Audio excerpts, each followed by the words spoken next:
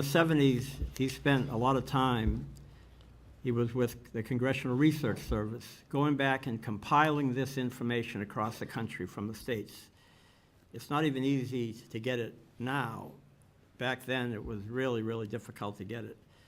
But he did it, and he's the one that we can thank for having the information for the last half of the 20th century, particularly the first few decades of that century, because he did it. And I remember in the 70s getting this 2-inch thick packet that I still have that went each election state by state, how the state ranked.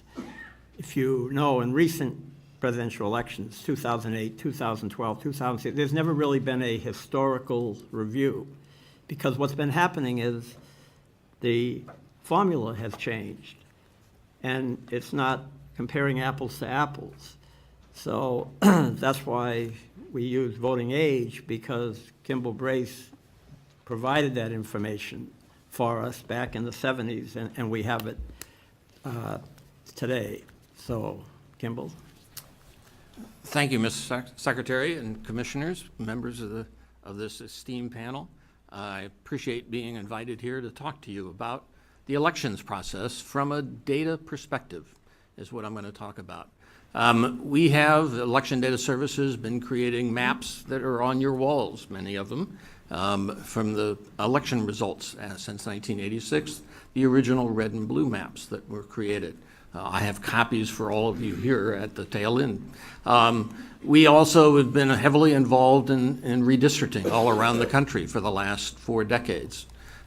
We keep track of what kind of voting equipment is used in every single county in the country, and have since 1980, and putting out that information every 2 years so that people understand the elections process.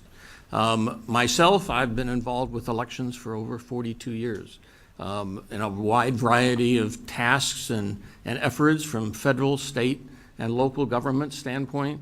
The EAC, in terms of their survey. I've served as a registrar of voters in Prince William County. My proudest position right now is that last one there. I'm a poll worker.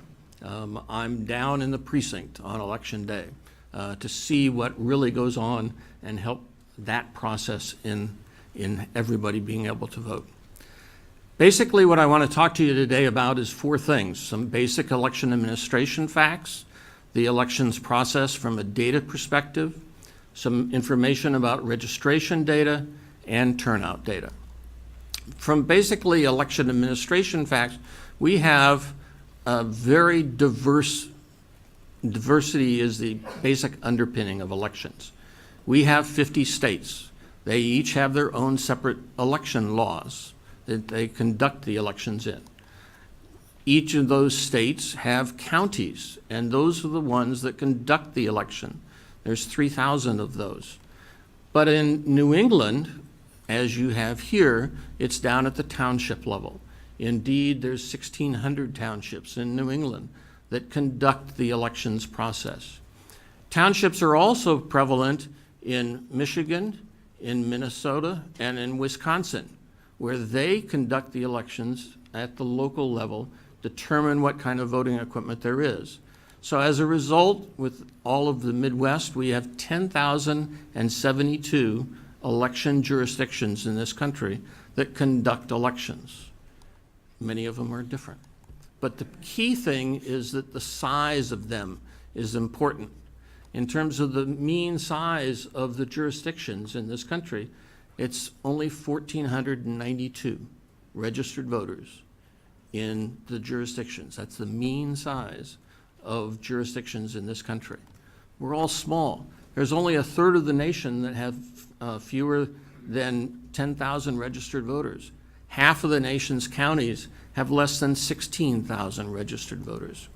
There's only 343 jurisdictions that have more than 100,000 registered voters. And there's only 14 counties that have more than 1 million registered voters.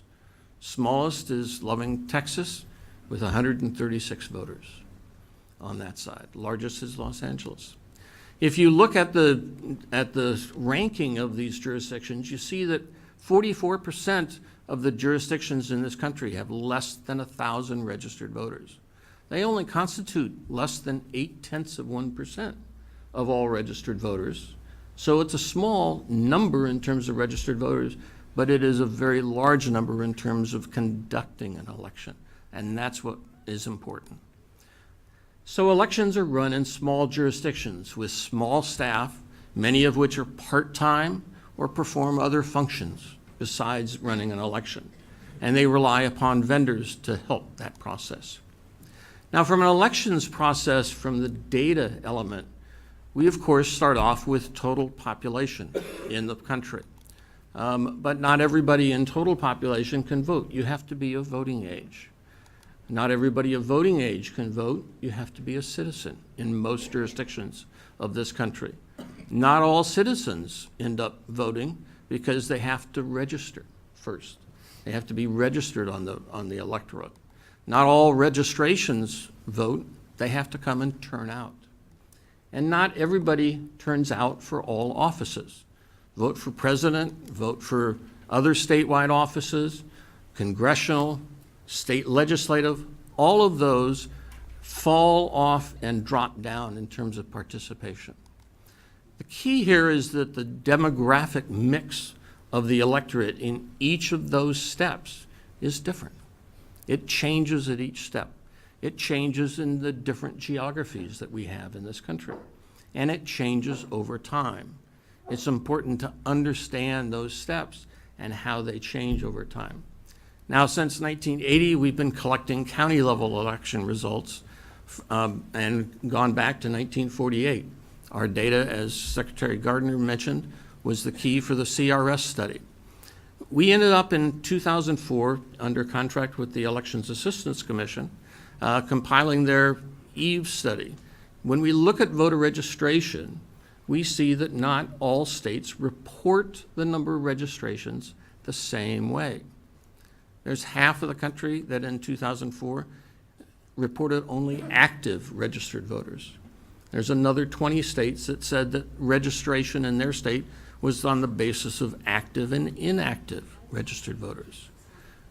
Some states had them down at the county level that reported differently. You see that in the data and the maps that we have behind you there in terms of how that changes over time in 2004, 2006, and even in 2016. With this election, we have differences. We still have 3 states where the counties are the ones that are deciding how they're reporting registration. So it varies across this country. It has an impact in terms of when we're looking at registration rates. If you include the inactive voters, that changes the mix of registration in this country. And you can have large increases in the percent of registered voters when you include inactive voters, depending upon the state. The inactive category is a fail-safe. Inactive voters can still show up and vote. But how many do?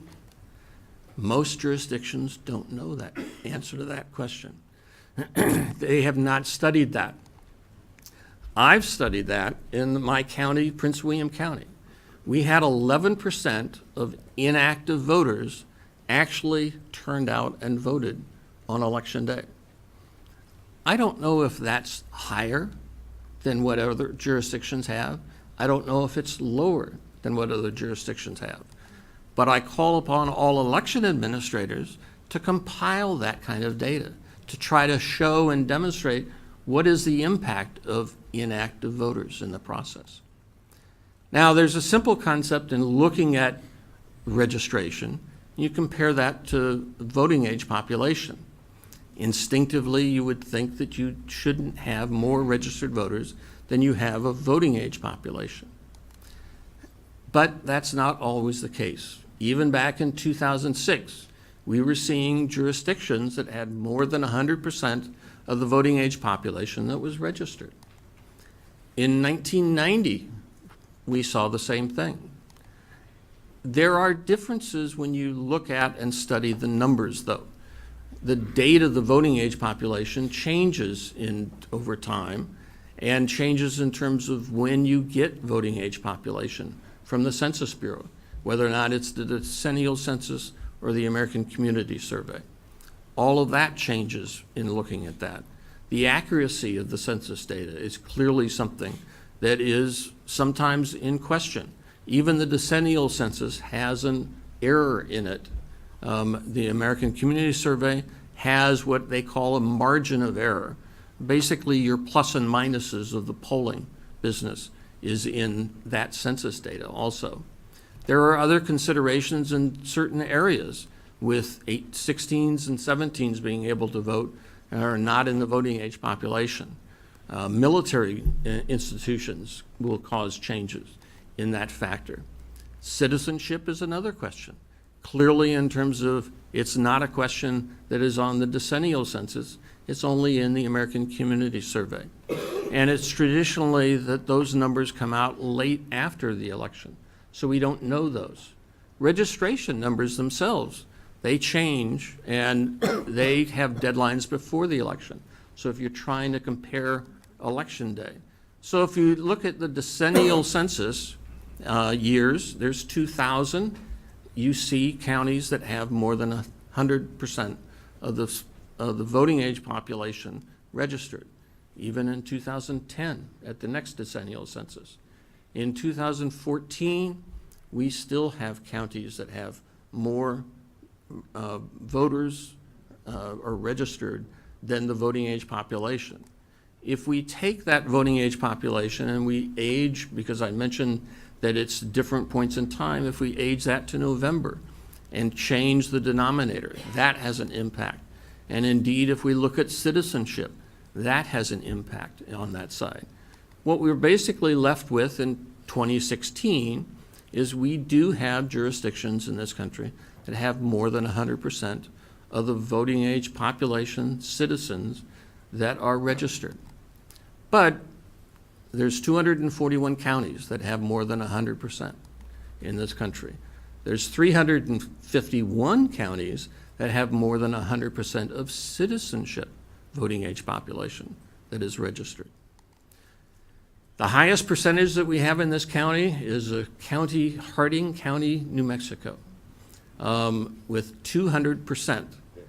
But look at the number of registered voters. It's only 742, and the voting age population is only 592. It's small. Of the 241 counties with registrations over 100%, 213 have fewer than 50,000 registered voters. Of the 351 counties where more than 100% of citizenship voting age, 269 of them have fewer than 50,000 registered voters. We're talking about small numbers.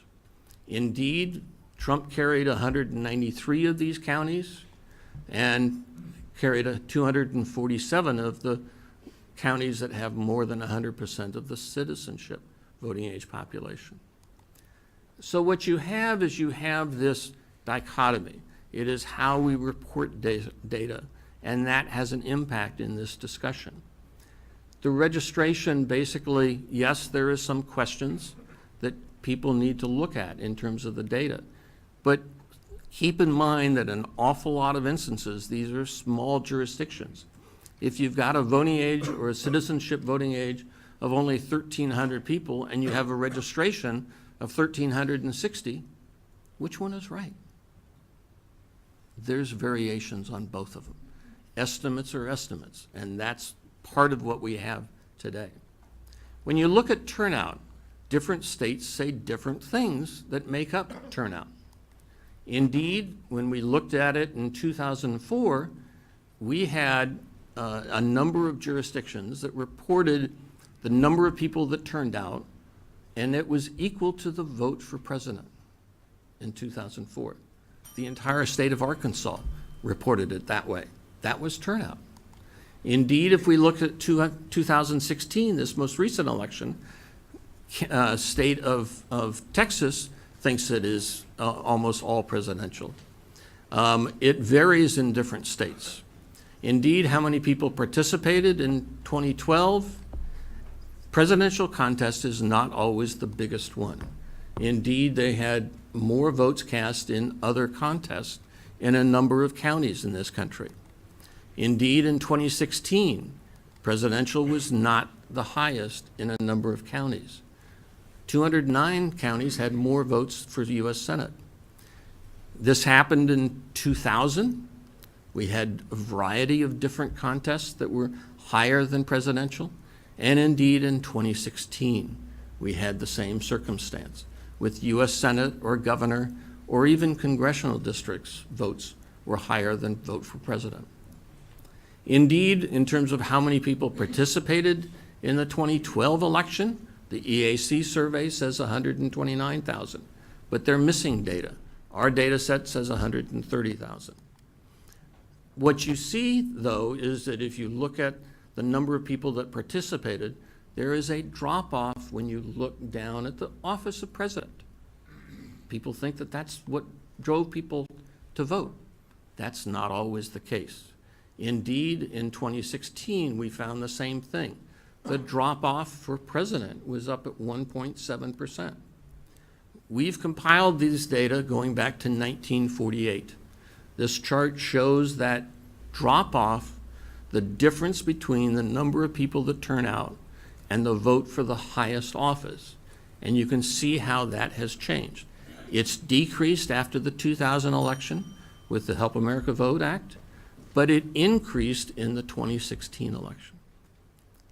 It is possible that a lot of people just said, we don't want either candidate, and they didn't vote for president. We're seeing that in the numbers. We're seeing that in terms of drop-off in types of the voting process itself. We conducted a study in Prince William County where DREs, the electronic machines, have less drop-off than the absentee paper ballots. Paper ballots are not always the panacea that people have talked about. Indeed, so how many people participated in 2016? We don't know. That's the outstanding thing. Indeed, if you look at registration, and election administrators like to look at turnout of registered voters, here's what happened in 2016. We had a number of jurisdictions that had higher turnout than number of registered voters in some instances. We didn't see that in 2016, but this is the pattern that you have across the country in terms of the turnout percent of total registration. Indeed, we do have turnout of voting age population. There are 4 counties that are reporting more than 100% turned out, but all of them have less than 530 voters in that county. It's the small counties that are the problems in this instance. Indeed, in terms of citizen voting age population, those same 4 counties had more than 100%.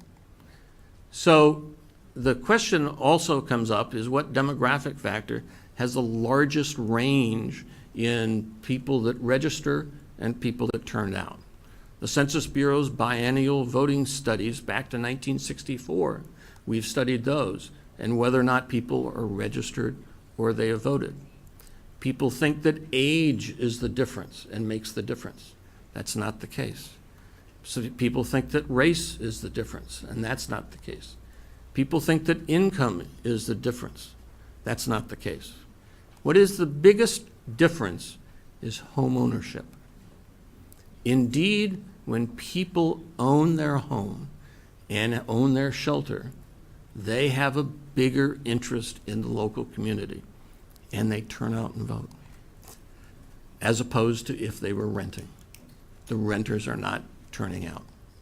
So if you are involved in the community, if you own your home, that's what's going to cause people to do it. So I believe it's important to study all data, to know their pluses and minuses, to be aware of their idiosyncrasies and their nuances, to seek clarification when data doesn't appear correct, to understand their relationships, and to view their variations over geography and time, but to be cognizant of people's spin on the data.